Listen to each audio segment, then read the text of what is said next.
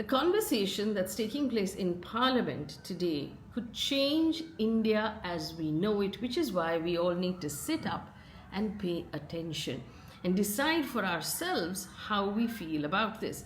Now, this is the women's reservation debate combined with the delimitation exercise. Now, I put out a video yesterday explaining that delimitation exercise and why the opposition, and specifically the southern states, are nervous or uncomfortable about that delimitation exercise. So if you want that whole explanation, that's in yesterday's video. Today, we're going to look at what's happening in Parliament, where the government and the opposition have made their arguments for and against. So I'll give you the arguments and I'll also give you this side and that side by the end of this video, so you can decide for yourself how you feel about this, because it is, like I said, a really big deal.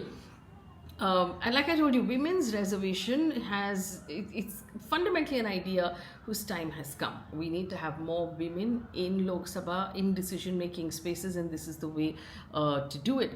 The real political hot potato is the delimitation exercise, whether or not it needs to tag along with women's reservation, why it is happening in the way it is happening, and will it really disadvantage all of the opposition states? That's the question we're asking. And before I get to it, remember, please like, share, subscribe to our to our videos and our platform.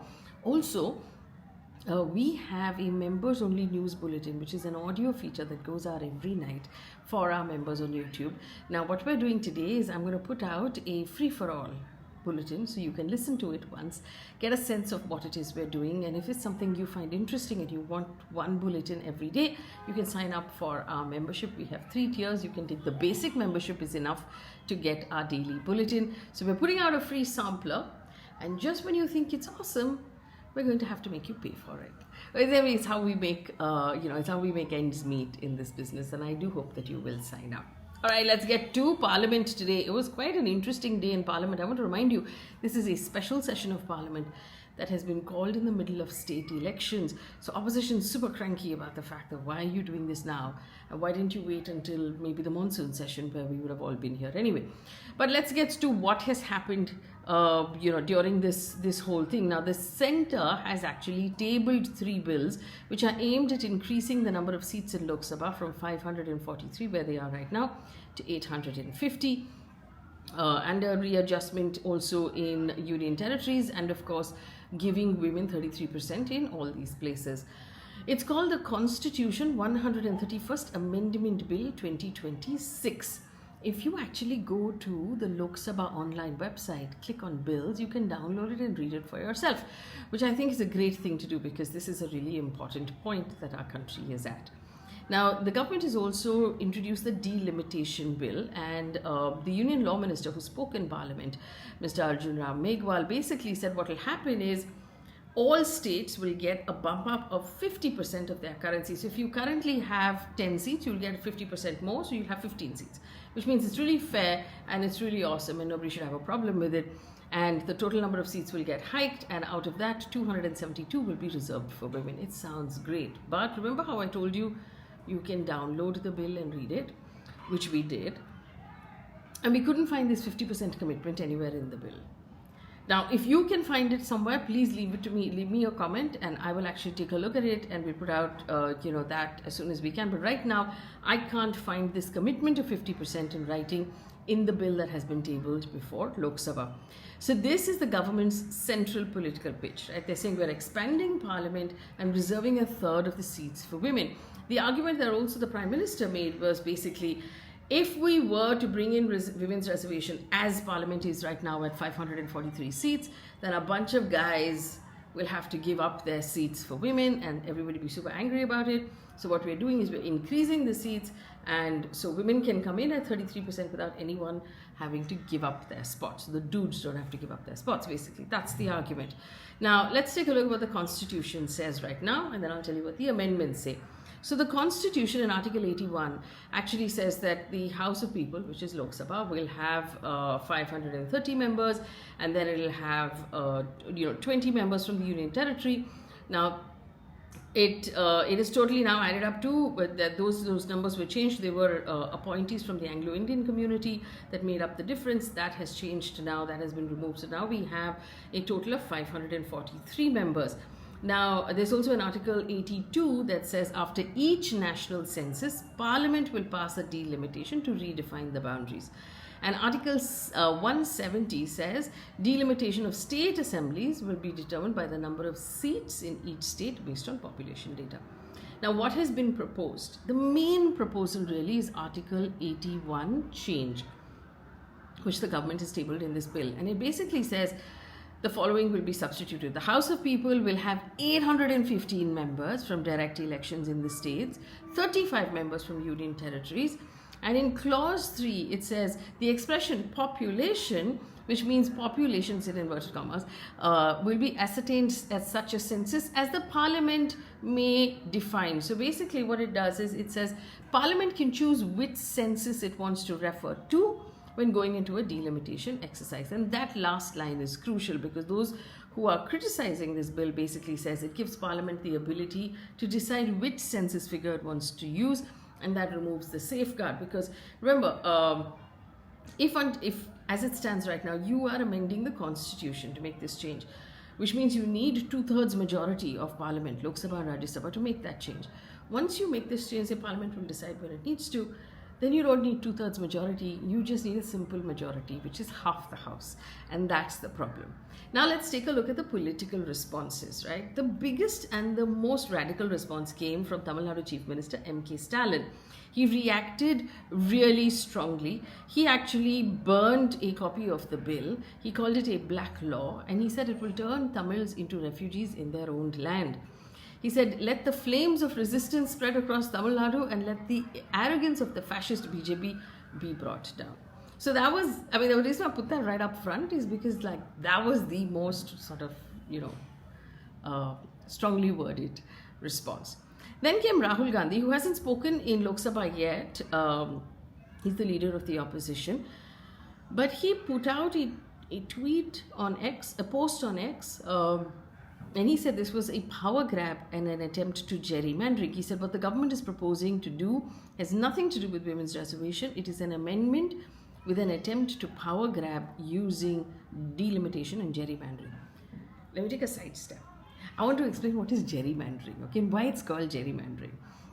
So gerrymandering is a process of redrawing electoral constituency boundaries in a way that gives one party an advantage over another party. So effectively, constitution boundaries are based, you're supposed to draw them to give fair representation to the population inside. But in practice, whoever controls the map can actually win an election. So you can draw it in such a way that it splits up a certain community across multiple constituencies, so they are not able to their votes don't count and they become minorities in 4 constituencies instead of a majority in 1 constituency, simply by drawing the map geographically, right?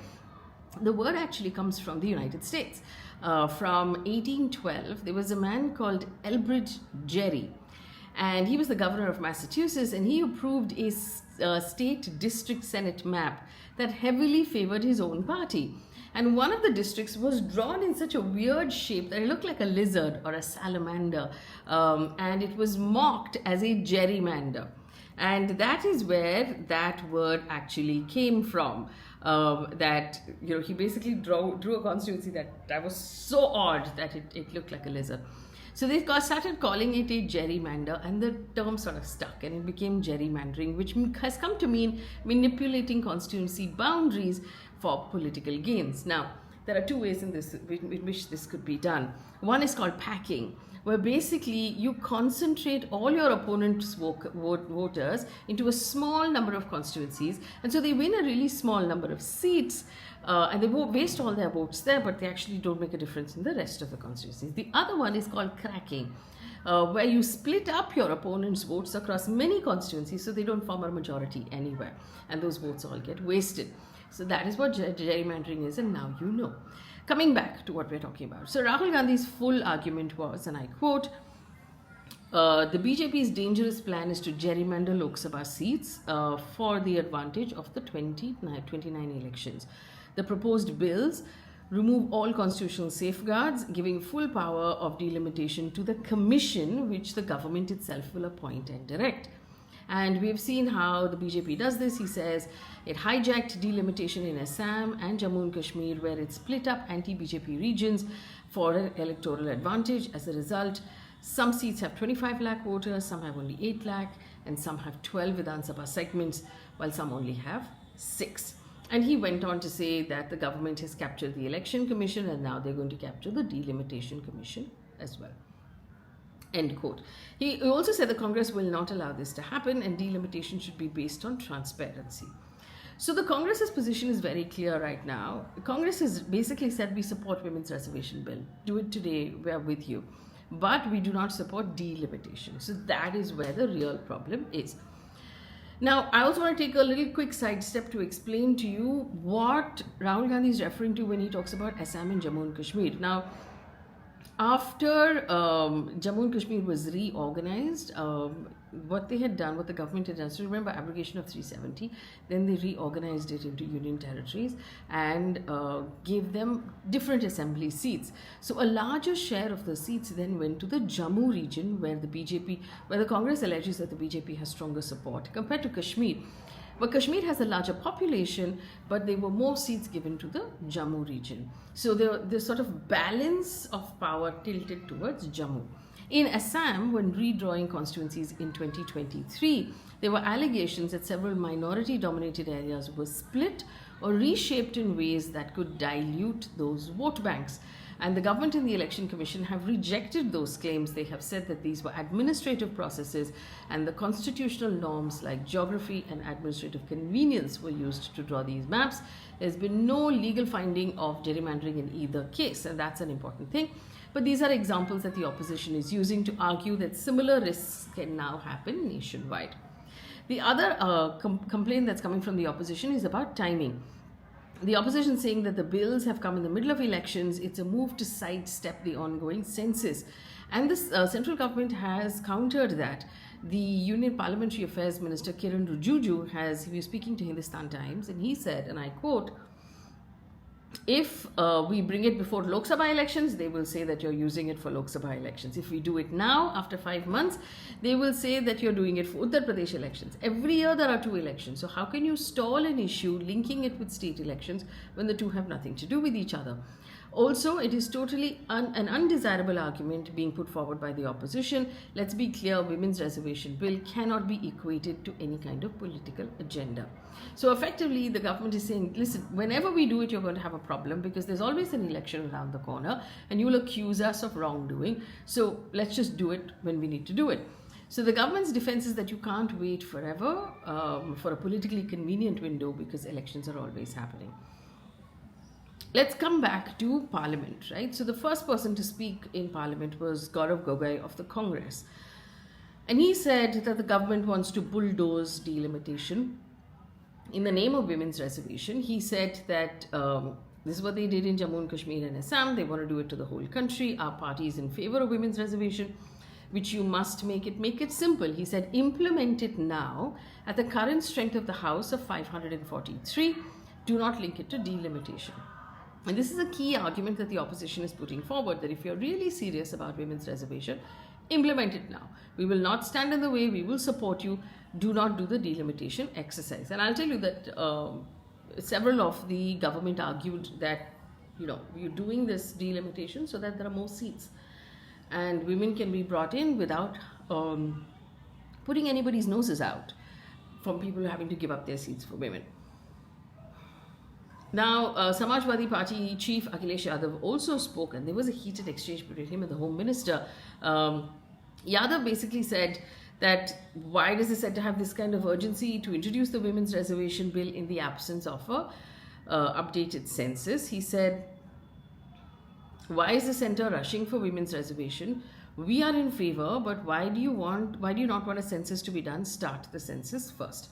Amit Shah, the Union Home Minister, responded in the House. He said, the census process has already started. After that, we will conduct a caste-based census.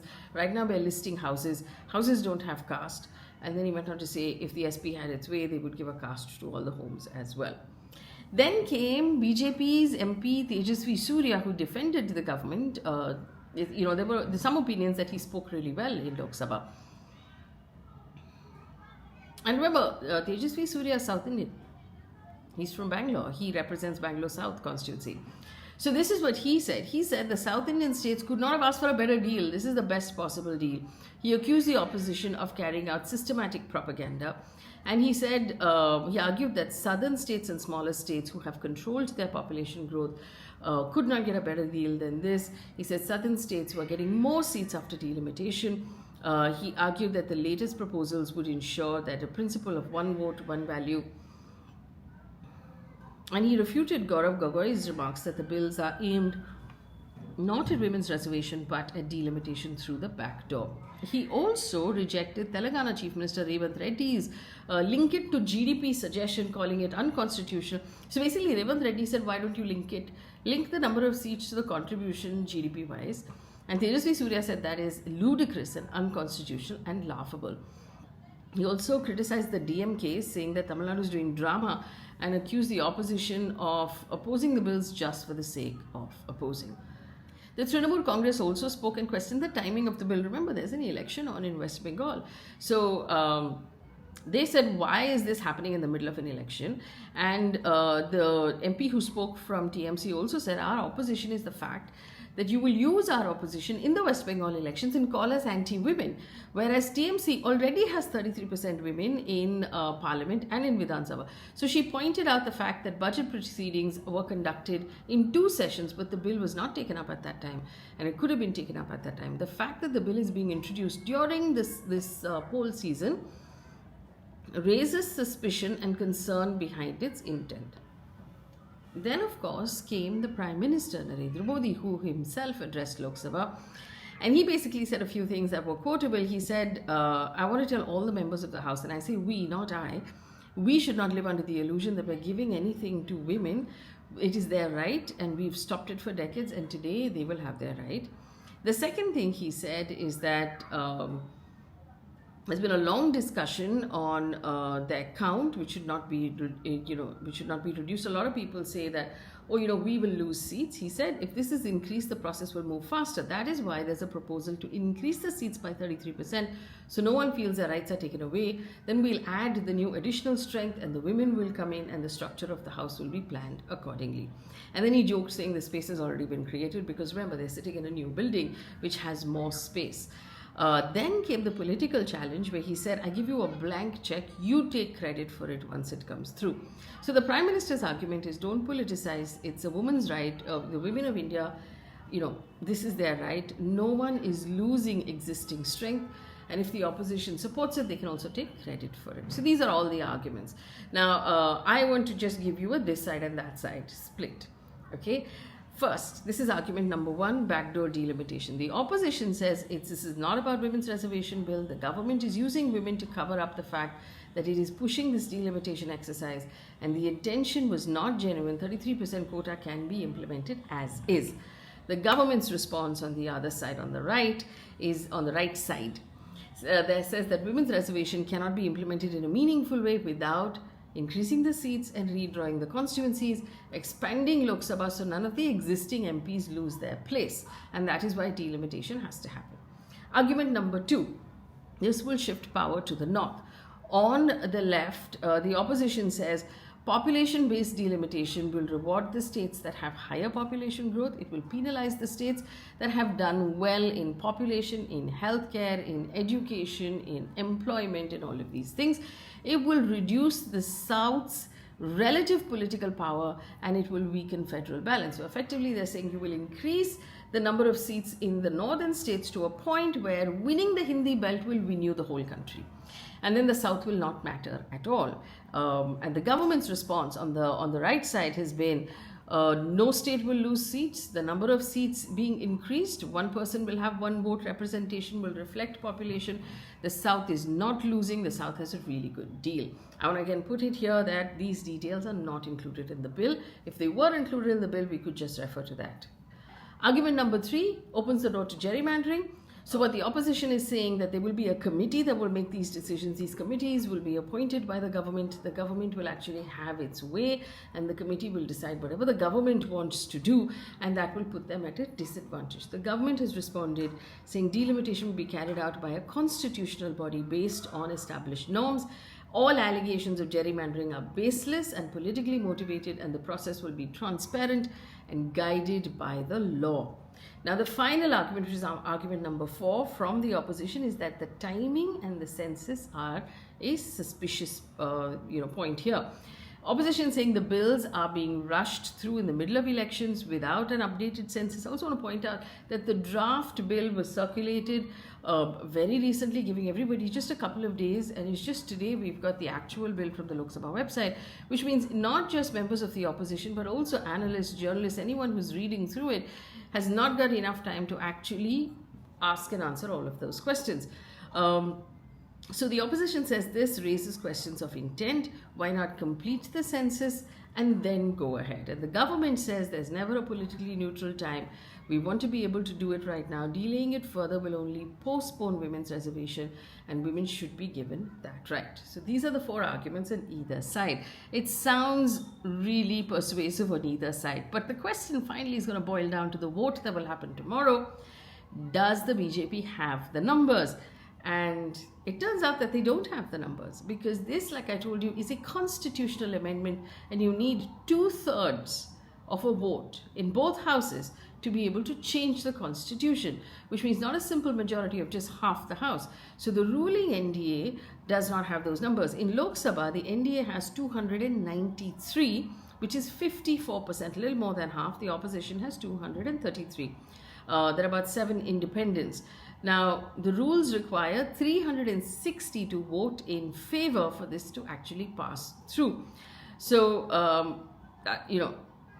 because you're amending the constitution, like I told you. So, a majority total membership would be more than 50. 2/3 would be higher than that, which means they need to get 360 votes tomorrow to be able to pass it. As an arithmetic problem, they don't have those numbers right now. They'll have to convince someone to vote with them. So they'll have to convince one regional party at least to vote on their side. The BJP knows this.